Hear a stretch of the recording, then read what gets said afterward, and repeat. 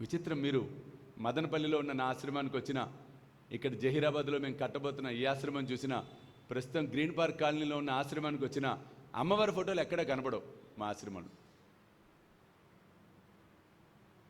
మరి ఆయనే జగన్మాత అయినప్పుడు అమ్మవారి ఫోటోలు పెట్టాలి వరుసగా.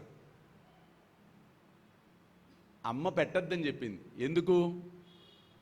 కలియుగంలో కలిని సంహరించేది, కలిని ఎదుర్కొనేది కేవలము గురువు మాత్రమే, గురువు మాత్రమే.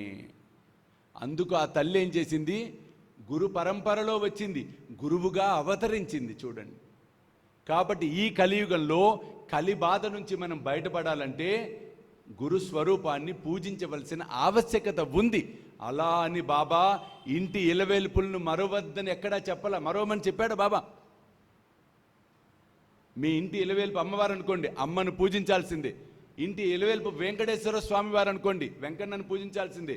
శంకరుడు అనుకోండి, శంకరుని పూజించాల్సిందే. నాగేంద్రుడు అనుకోండి, నాగేంద్రుడిని పూజించాల్సిందే. ఇలవేల్పుల్ని మరువకూడదు, మరువకూడదు.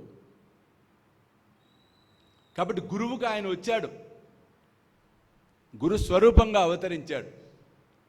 కాబట్టి గురు పరంపరలో ఉన్నాడు. కాబట్టి గురు స్వరూపాన్ని పూజించడం వలన కలి ప్రభావం నుంచి మనము బయటపడగలుగుతాం. కలి అంటే తగవు. గురు చరిత్ర ప్రారంభంలో ప్రస్తావన చేయబడింది. కలియుగ ప్రారంభంలో కలి పురుషుడు నగ్నంగా ఒక చేత్తో మర్మాంగాన్ని, ఇంకొక చేత్తో నాలుకను పట్టుకొని నృత్యం చేస్తూ బ్రహ్మ ముందుకొచ్చి నిలబడ్డాడట. బ్రహ్మదేవుడు నవ్వాడట, ఒరే ఏమిటిరా నీ అవతారం అని. కలి చెప్పాడట, స్వామి నేనే కదా పురుషుణ్ణి, కలి పురుషుణ్ణి, యుగానికి పురుషుణ్ణి నేనే కదా. నేను జిహ్వతో కామముతో భూలోకంలో ఉన్న వారిని పతనము చేస్తా అని వెళ్ళిపోయాడు.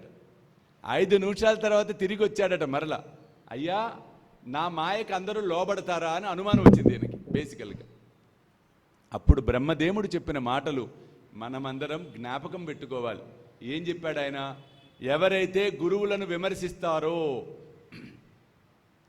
ఎవరైతే గురువు ఆదేశాన్ని ఎగతాళి చేస్తారో, గురువుని వెక్కిరిస్తారో, గురువులను మార్చేస్తారో, గురువు అంటేనే నమ్మకం లేకుండా ఉంటారో వారు నీ మాయకు చిక్కుబడతారురా. ఎవరింట అశుచి ఉంటుందో, ఎవరింట బూజులు వేళ్లాడుతూ ఉంటాయో చూడండి, ఎవరింట విడిచిన బట్టలు పడేసి ఉంటాయో, ఎవరింట అంట్లు సరిగ్గా తోమరో, ఎవరింట కండ్లకు పెట్టుకున్న కాటుక గోడలకు రాస్తారో, ఎవరింట్లో బాత్రూంలో స్టిక్కర్లు అతికిస్తారో, మాయ, వీళ్ళందరినీ మాయకు చిక్కుతారురా.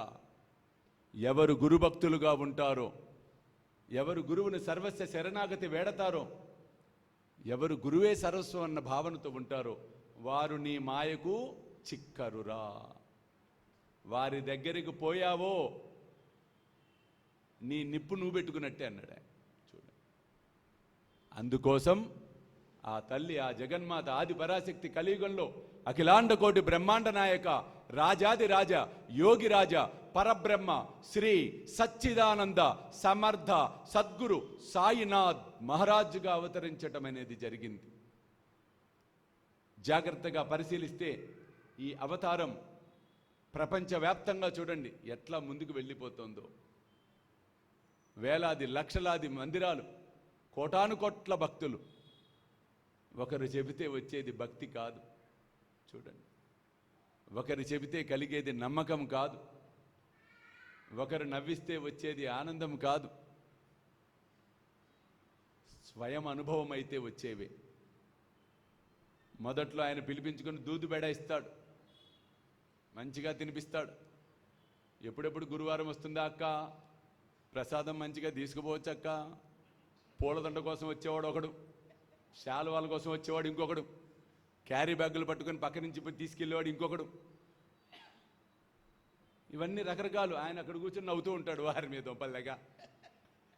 మీకేమో జరీ శాలువాలు కప్పుదామంటే మీరు ఏమిట్రా చిరిగిపోయిన బట్టలు ఎత్తుకుపోతారా? చూడండి, బీవిదేవి కదా అదేగా. బీవిదేవి కథ ఏమిటి? బీవిదేవి అనే ఒక భక్తుడు ఉంటాడు, పాపం వృద్ధుడైన సీనియర్ సిటిజన్. ఆయన బాబా దగ్గరికి వస్తాడు. ద్వారకామాయి బయట కూర్చొని ఒక వ్యక్తి ఉంటే ఆ వ్యక్తిని మాట్లాడుతూ ఉంటాడు. ఏమయ్యా, ఏమిటి సార్ ఇట్లా ఇట్లా అంటున్నారు? అదేనా కరెక్టేనైనా? అయ్యో గొప్పోడు సార్ బాబా, కమర్షియలా? డబ్బులు తీసుకుంటాడా? అయ్యో ఏంటి సార్, అమ్మాయిలతో ఎట్లా ఉంటాడు ఈయన, ఎట్లా ఉంటాడు? బయట కూర్చున్న చేస్తున్న ప్రసంగం అది చూడండి. లోపల బాబా ద్వారకమాయిలో ఉన్నాడు, ఆయనకి అన్నీ తెలుసు, వినిపిస్తూనే ఉన్నాయి ఆ చెవుల్లో మైక్ పెట్టినట్టు. వింటున్నాడు, ఓర్చుకుంటున్నాడు. ఇంక వాడు శృతి మించిపోతుంది. చంద్ర అనే ఒక వ్యక్తిని, భక్తుడిని పంపించి, రేయ్ ఓ బుడ్డేకే బులావు అన్నాడు బాబా. అరే ఆ ముసలాన్ని పిలవరా ముందని.